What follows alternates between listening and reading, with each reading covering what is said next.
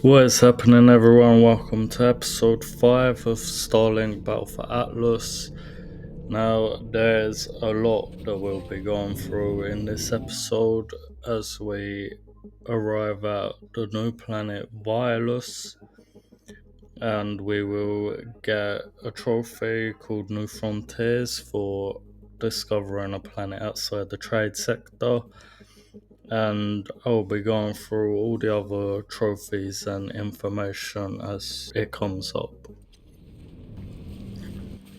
Now, as we land in the planet, we want to just continue with the story quests and do the collectibles. We will be doing nearly the entire planet as the story quest is quite long on this planet and it unlocks a lot of the planet already, so it just makes sense to get that out of the way. Now, first we want to try and do the animals, and the first animal is the Noxitoad. I didn't have so much difficulty finding this one, but the other two were a bit more troublesome. But I'll link the timestamps in the description as with the other videos, and I'll also show you where they are as we get there. The next trophy we'll be getting is Mentor, and that is for leveling up the mentor skill. Now, in order to level up quicker, I'd suggest swapping the weapons. Every time you level up a weapon, you get a skill point that you can use to level up the pilot. And the first level of the weapon requires a lot less XP than the second and third level. So once you get one level on the weapon, swap it out to the next one and you'll get this one in no time. The next trophy that I got is fully loaded, and this is for equipping 8 rare or higher weapon mods or ship mods.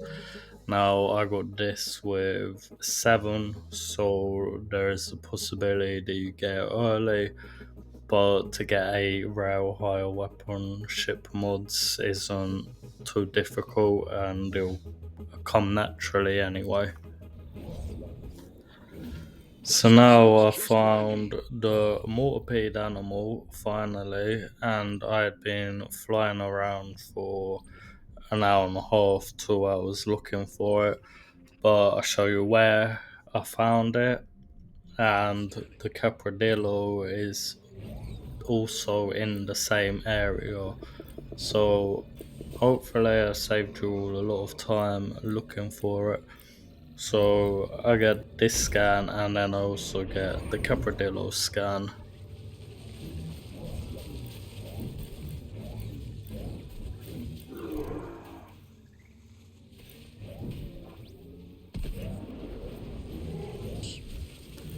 I then get the Weapon Mastery Trophy, and this is for getting 6 weapons leveled up.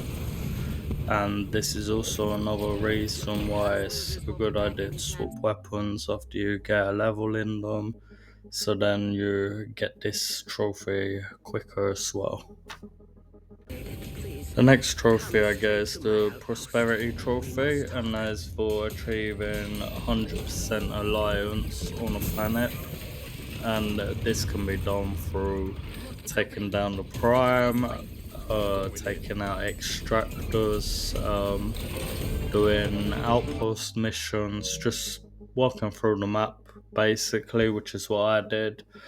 And I chose to do it on this planet because by the time I'd gone through the story mission on this planet, I'd already achieved quite a high percentage, so it just made sense to get out of the way whilst I already had a high percent. I then built a workshop on this planet, and that will give me the science trophy, and a workshop will be needed later on this planet anyway, as you'll find out later. Workshop setup complete. Check in with... And as I uncover more of the map, I'll get a mission for getting a Warden relic, and just follow the mission, and this will unlock memory of the Warden Trophy. Another simple one.